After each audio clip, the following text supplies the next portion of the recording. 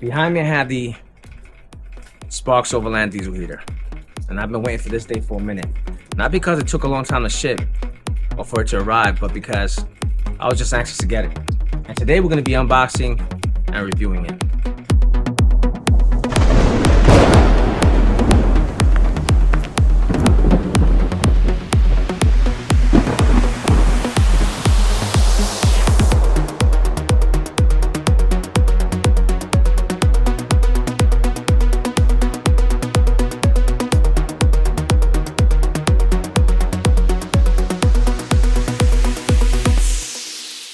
First, we're gonna start with the packaging.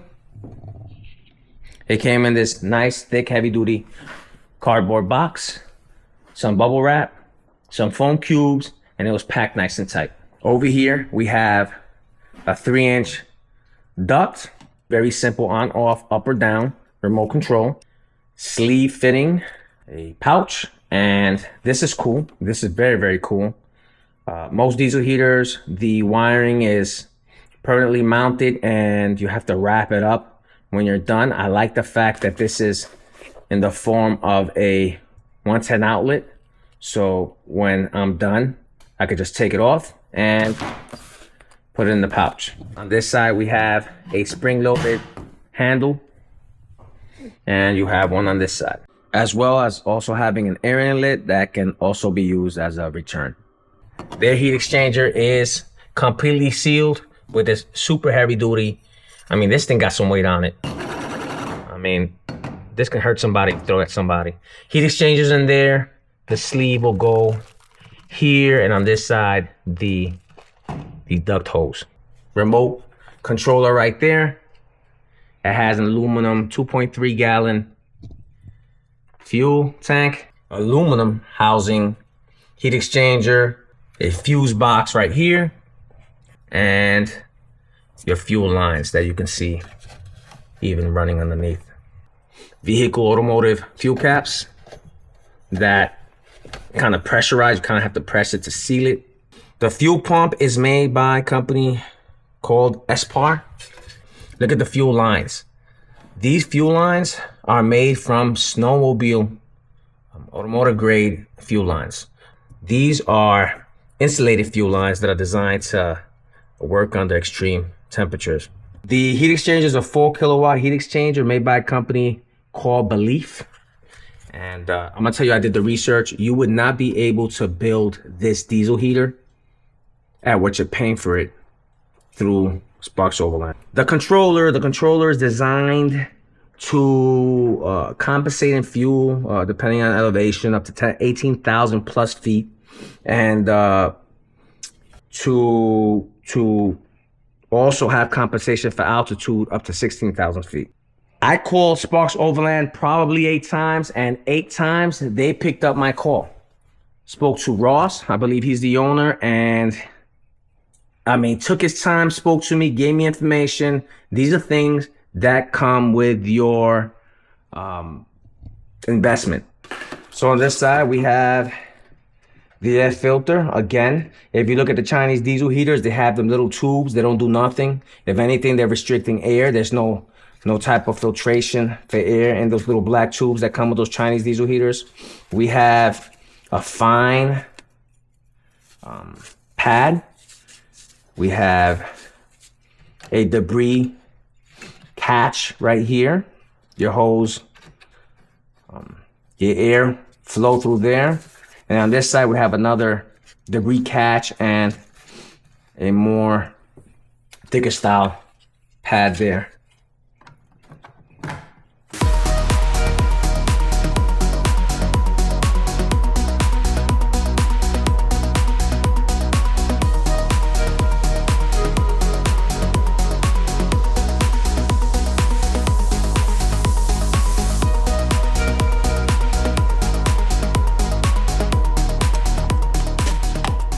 All right, guys, so we have the 12 volts wired up. We have the duct fitting in. I mean, seconds it took to put everything together.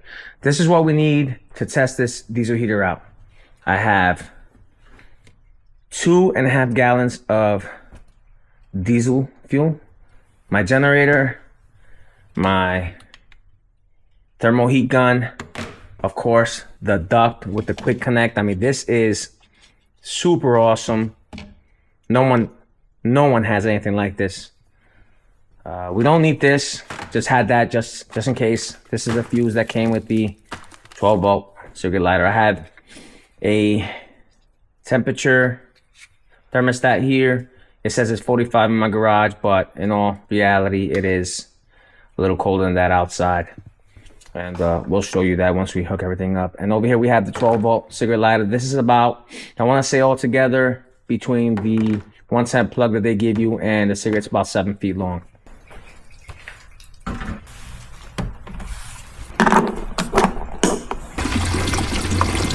All right, guys, so I filled up the tank all the way to the very top, as high as I could fill it without overspilling.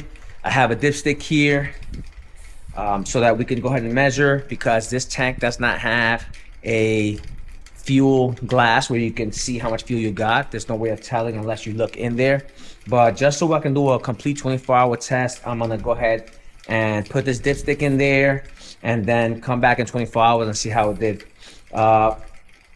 Speaking to Ross over at Overland, Sparks Overland, he did say that there's a new version of this tank coming out that's gonna have a bubbled glass where you can determine how much fuel you're gonna have in there left, and that's gonna be some coming as well. Some other things that they told me they have coming soon. I'm excited to see what they're gonna have coming out. I do know of a few, and maybe on my next video I'm gonna be doing an accessory video to follow up with this, and I'll review to you guys what are some of those things coming out. But let's go ahead and put the dipstick in there, and okay, so we're gonna mark it there. So don't know if you guys can see it, but that is the top of the fuel, and we'll come back and measure it 24 hours after we get this thing running. I wanted to show you how many watts it's pulling while it's starting up, and it is fluctuating around 120. It keeps going real low to real high. 120, 105, 139, 105, 145, and obviously that'll settle down once it ignites. Under 4 minutes to ignite.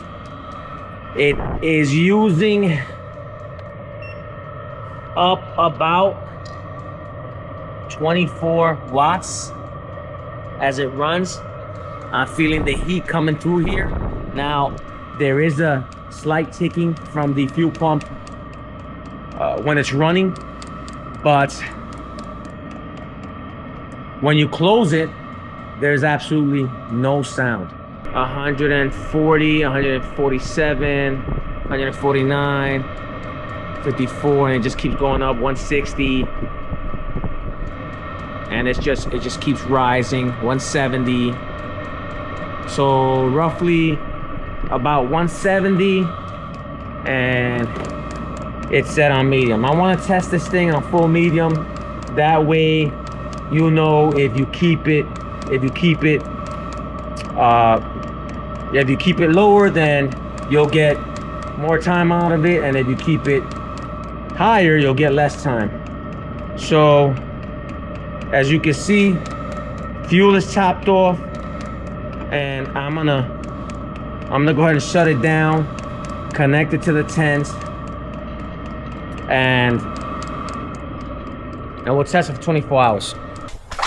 Okay, generator's on, and gotta turn on the 12 volt back here. There we go. Okay, so that's on. Now, one thing I was talking about earlier is how there is some vents in this tent, keeping it from completely becoming 100% insulated. There's one on that side, one on that side. So let's go back and actually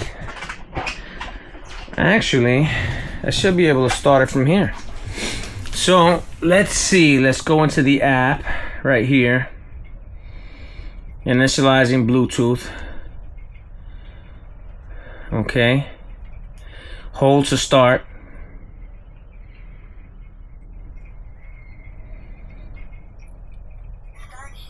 Start heating. Okay, now just to determine how much fuel this thing wastes, I'm gonna keep it at a medium level. So you already know if you keep it lower, you'll save more fuel. If you keep it high, you'll burn more fuel. But we're gonna run that on middle, and just see. So right now it says it's running. I am feeling a little bit of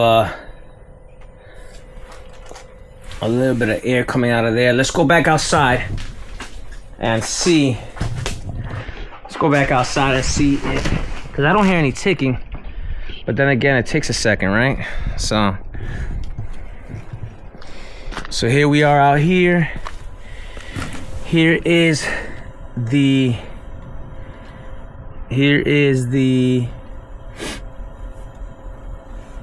controller. Is definitely on. That ticket should be kicking on any second now. Now it's not the coldest temps right now. It is only, see what this thing says, 39 degrees outside, but as the day goes on, it's gonna be dropping down to the 20s, 21 degrees. So what I'll do is I'll periodically come by. I'll come by tonight. It goes, and I already heard it ignite that fast. Yeah, so I'll come by periodically. Right now it is 126, 127. So it's gonna say we started at 127, and we'll come by. At the end of this test, we'll see how much fuel we got left. One more thing I wanted to mention, right, is all you hear is the exhaust, which you don't really hear from inside the tent, okay? I wanted to talk about something real quick, is these handles. Yes, these handles are off-centered on both sides. Okay? At first glance, you might be like, well, that's inconvenient. But it's actually genius, because when you fill this fuel tank up, this side of the case gets heavier. And how do I know this? Is because when I picked it up to move it over here to set it up, it was well balanced. So this was definitely well thought out. When it's full of fuel, these handles being here actually helps the container or the box from tipping over or tilting more towards you while you're grabbing it. All right, guys. My flashlight here. It is 3:12 in the morning, and it is 22 degrees. And just opening up my garage now, it feels like it's probably closer to, it probably feels closer to 15 degrees. It's freezing out here. And actually, let's just double check the heater level. It is still running on medium. Yeah, so everything still sounds like it's running good. Let's go in here, unzipper this.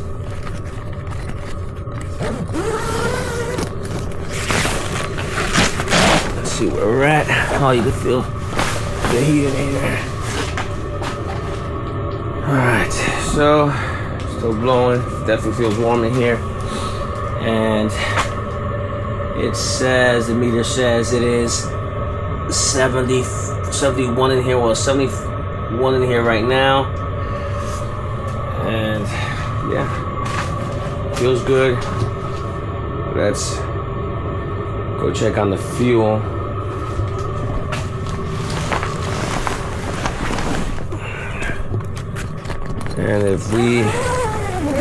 And if we're low on fuel, then I'll cut it down. And if we're not, we'll keep pushing to see how much more we can get out of it. All right, so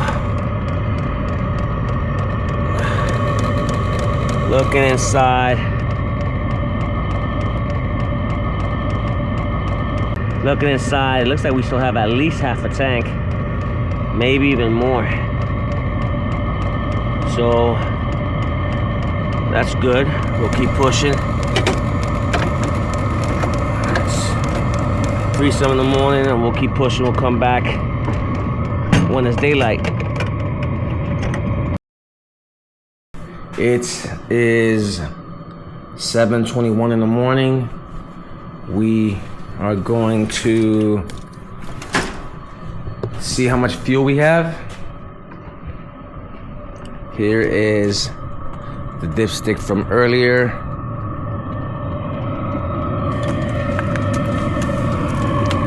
And I don't need to check the temperatures inside the tent because I already checked it during the coldest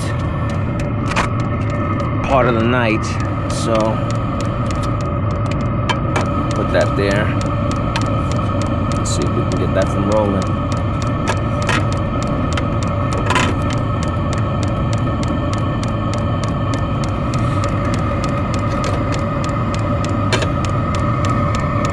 All right. Let's see where we're at.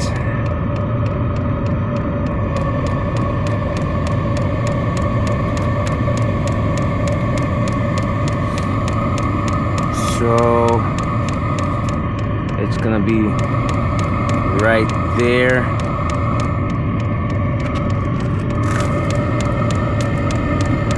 Mark that with my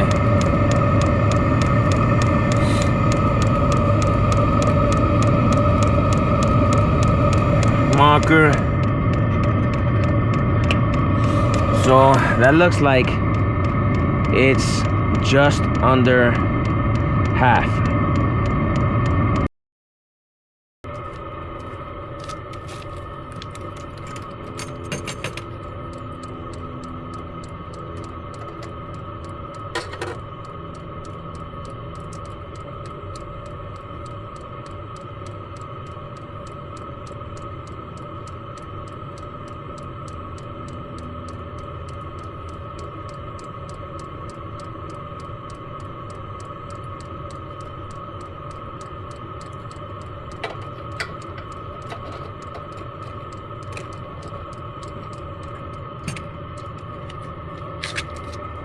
All right, guys, it's been exactly 24 hours, and the diesel heater's still running, and it still has some fuel to spare.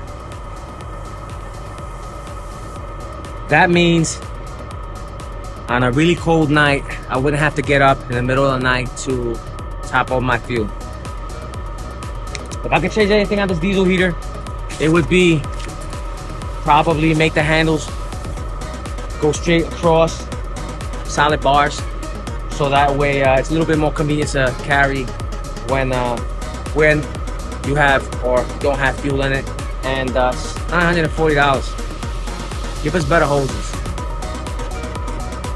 Thank you guys for watching. I wasn't sponsored on this video. I spent my own money buying this diesel heater. So if you want to help me out, please like, share, subscribe, and I'll see you next time.